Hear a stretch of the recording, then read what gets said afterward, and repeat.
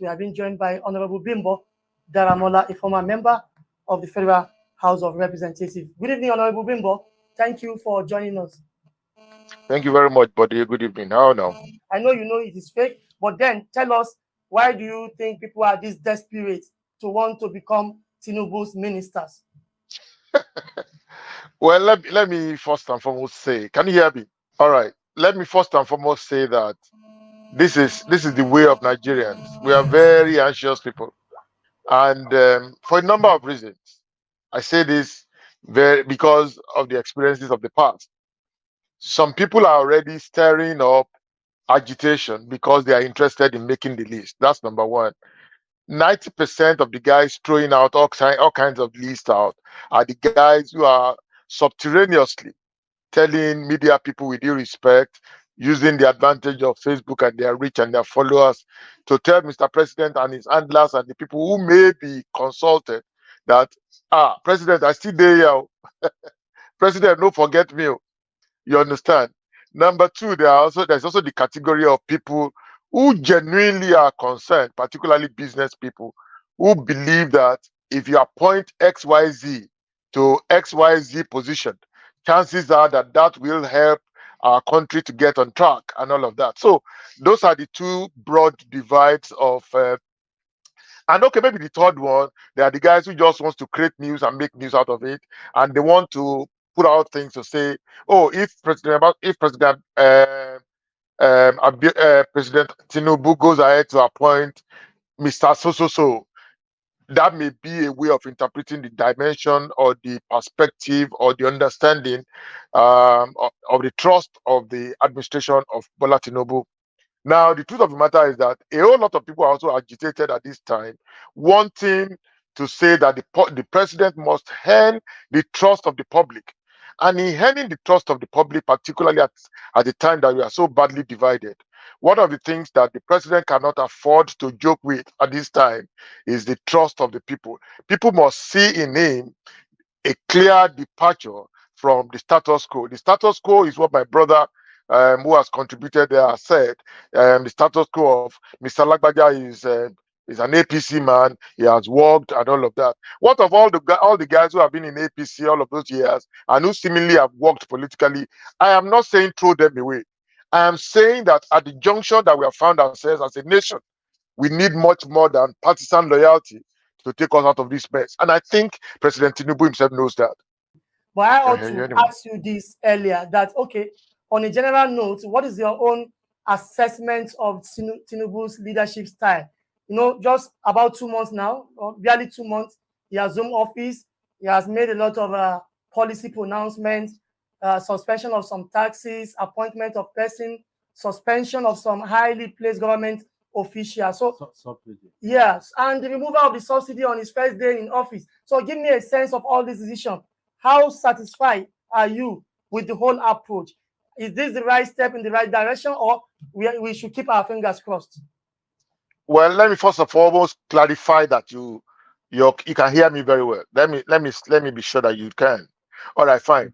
Well, I posted I posted something on my Facebook a couple of months ago. No, yeah, about 4 weeks ago or 5 weeks ago, and I said Hurricane Tinubu.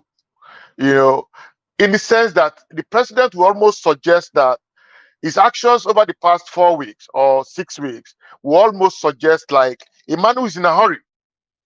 He cuts the impression of a man who is in a hurry to do good. This is what I see, and it's a remarkable departure from what we have seen for all of the times we have in and out of either military or civil rule. And in one of my articles, I wrote there very clearly that the last time we had a leader who demonstrated this amount of energy and being in your face kind of leader was when General Murtala Mohammed was supposed to in 1976, when he was head of state, and he was doing something. He was doing things in rapid succession, you know. And the staccato of events reverberated along the length and breadth of this country.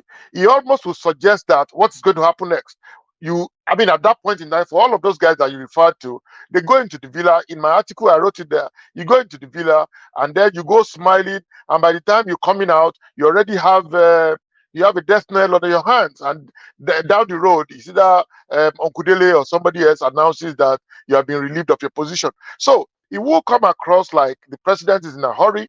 He wants to do good. He knows that Nigerians are our attention span is very short, and he knows that at this time, in order to also earn the public trust of the people, he must demonstrate very clearly that he understands what the job demands. And I don't think that he can afford to slow down. More than anything else, he must do things like, I mean, don't forget that this man has been in opposition for the greater part of his politics.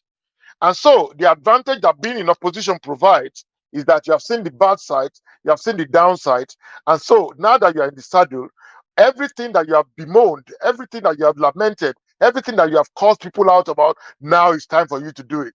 Unfortunately, we have not seen that in the last administration, or we didn't see too much of that.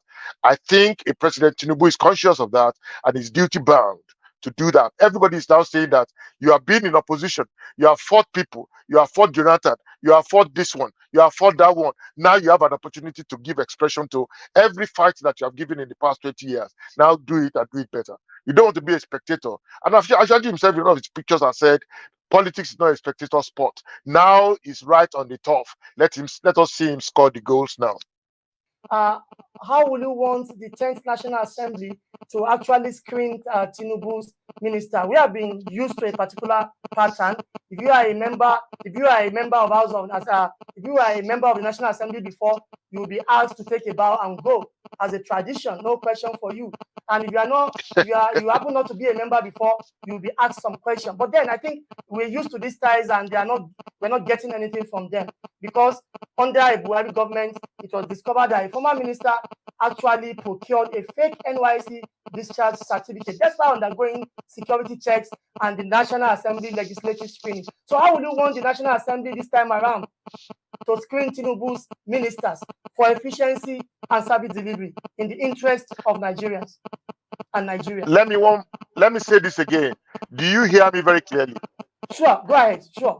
All right. So now I'm not too sure that there's a need for a remarkable departure, or there won't be a remarkable departure from the screening exercise. There won't be.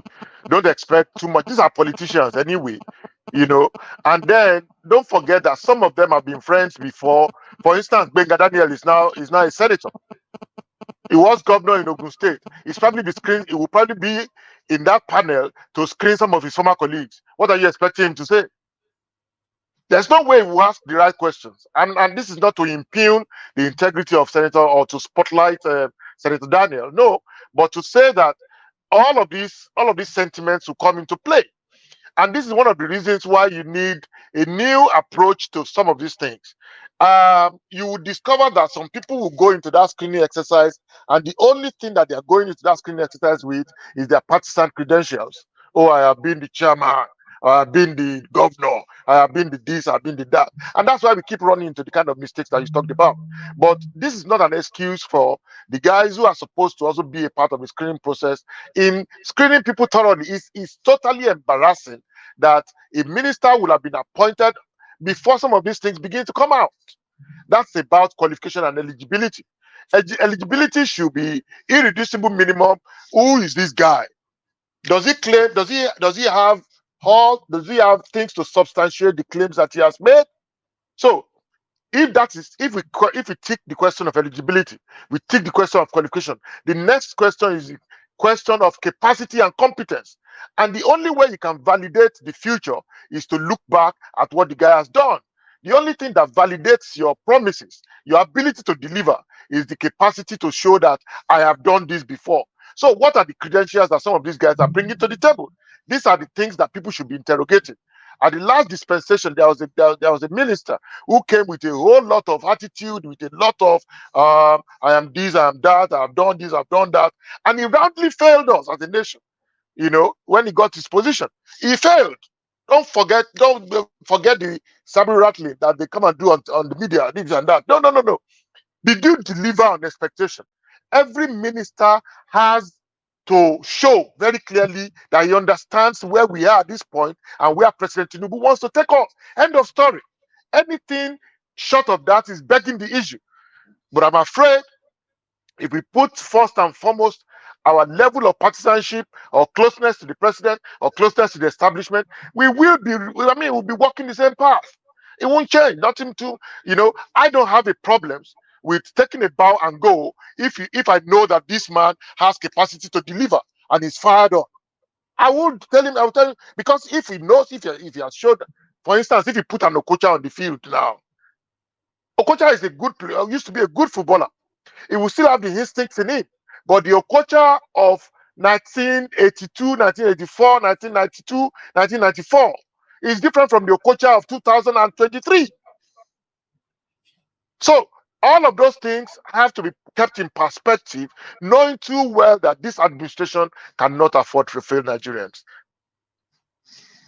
Many thanks to you, Honorable Bimbo Daramola, a former politician, development expert, and businessman. Thank you for joining on the show this evening. And we hope to see you again whenever the need arises. Well done, buddy. Thank you. Good work you're doing. Good job. Welcome.